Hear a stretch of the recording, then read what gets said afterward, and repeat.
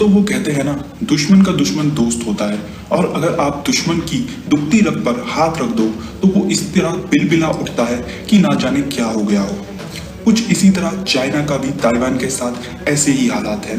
आप सभी जानते हैं चाइना का हमेशा से ही विवादों में रहना आम बात है और कोरोना के दौरान चाइना के लिए मानो कि सबसे बुरा दौर चल रहा है, जहां ड्रैगन ने तो अपने नापाक मंसूबों में कामयाब हो पा रहा है और ना ही उसकी कोई चालें काम आ रही है।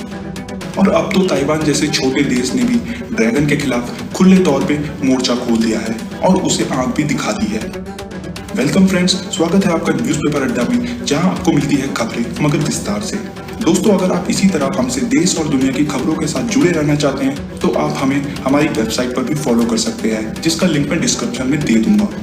तो दोस्तों, हुआ क्या कि ताइवान, जिसे चाइना हमेशा से ही अपना हिस्सा बताते आया है, आज वही ताइवान चीन को खुले तौर पे आंख दिखा रहा है और ताइवान में फिर से एक बार साई इंग वेन की सरकार बन चुकी है, जिससे कि चीन बहुत ही परेशान हो चुका है। दोस्तों, आप इसी से अंदाजा लगाएं कि जैसे भारत के लिए कश्मीर है ना, उसी तरह चीन के लिए भी ताइवान है, जिसे वो हमेशा से ही अपना हिस्सा बताते आया है। और ताइवान की सरकार हमेशा से ही चाइना को ना तो अपना हिस्सा मानती है और ना ही वो चाइना के रूल मानती है, जिसके चलते दोनों देशों में कई बार सीधे तौर पे तीखी बयानबाजी के साथ बहुत ही खतरनाक स्थिति भी आ चुकी है। हाल ही में अमेरिका ने ताइवान को WHO में एंट्री दिलानी चाहिए, जिससे कि चीन नाराज हो उठा।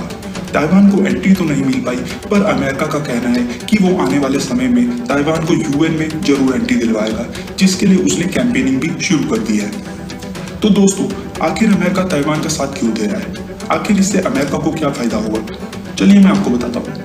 दोस्तों, कोरोना महामारी के चलते आज अमेरिका में बहुत ही बुरे हालात हैं और अमेरिकी सरकार और वहां के राष्ट्रपति ट्रंप सीधे तौर पे चाइना को ही जिम्मेदार मानते हैं।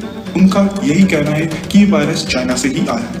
बल्कि आज अमेरिका के लोगों में भी चाइना के खिलाफ बहुत विरोध है, जिसके चलते एक रिपोर्ट के मुताबिक अमेरिकी लोगों ने तो चीन के सामान को इस्तेमाल करने से भी मना कर दिया है, जिससे कि आप सभी सोच सकते हैं कि आज अमेरिका में चाइना से बदला लेने की कितनी होड़ है। आखिर हो भी क्यों ना। अमेरिका आज जिस दौर से गुजर रहा है वो बहुत ही भयानक है। वहां मौतों का आंकड़ा 1 लाख तक पहुंचने को है और इसी का बदला लेने के लिए अमेरिका के राष्ट्रपति डोनाल्ड ट्रंप ने किसी न किसी तरह चाइना पर दबाव बना रहे हैं। फिर चाहे वो संसद में बिल लाना हो, ट्रेड वॉर हो या फिर चीन के सताए ताइवान जैसे देशों की मदद करना हो, अमेरिका किसी भी तरीके से पीछे हटने को तैयार नहीं है। और इसी के चलते ताइवान में दोबारा राष्ट्रपति चुनने पर साई इंग वेन को अमेरिकी विदेश मंत्री माइक पोम्पियो ने बधाई भी दी, जिसके बाद चीन की तरफ से बयान आया कि ये बहुत गलत हो रहा है और इसका परिणाम बहुत ही खतरनाक होगा। चीन के विदेश मंत्री की तरफ से ये भी बयान आया कि अमेरिका हमारे आंतरिक मामलों में भी दखल दे रहा है, जो कि एक बहुत ही खतरनाक साजिश है। शायद आपको भी याद हो कि कुछ समय पहले चीन ने साउथ चाइना सी में अपनी नेवी को उतार दिया था और वहां के 2000 किलोमीटर के दायरे में पूरी तरह से बैन लगा दिया था। वहां अपने युद्धपोतक जहाज और जंगी बेड़ा भी भेजा, जिसे वो युद्ध अभ्यास का नाम भी दे रहा है, जो कि 70 दिन तक चलने वाला है। और यहाँ सभी जानते हैं कि कैसे चीन हमेशा से ही ताइवान पे हथियाने की होड़ में रहा है और कई बार तो उसने धमकी भी दे डाली है कि वो ताइवान पे हमला कर उसे सबक सिखाएगा। चीन अपनी दादागिरी से तो बाज आने वाला नहीं है, पर दोस्तों यहाँ अमेरिका ने चीन की अकल ठिकाने ला दी है और एक बार फिर से चीन की दुखती रग पर हाथ रख दिया है।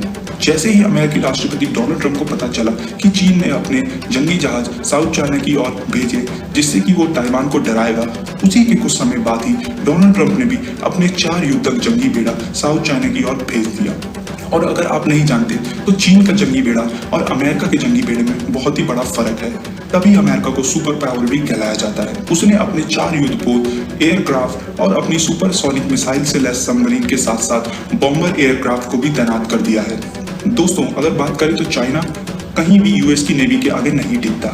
इनका जो बॉम्बर एयरक्राफ्ट है B1, B2, B52, B21, इस एक एयरक्राफ्ट की कीमत ही अकेले $1 बिलियन से ऊपर है, जो कि केवल अमेरिका के ही पास है।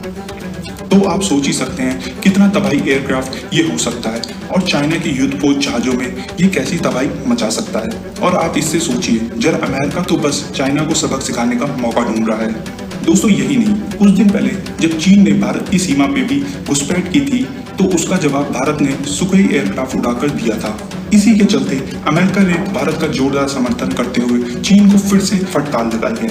ट्रंप प्रशासन के प्रवक्ता एलिस वेल्स ने कहा, चीन जो भारतीय सीमाओं में घुसपैठ कर रहा है वो चीन के बेहद कायराना हरकत की याद दिलाता है और हमें खुशी है कि कैसे आज अमेरिका, भारत और ऑस्ट्रेलिया जैसे देश चीन की कोई भी नापाक साजिशों के खिलाफ एकजुट खड़े हैं।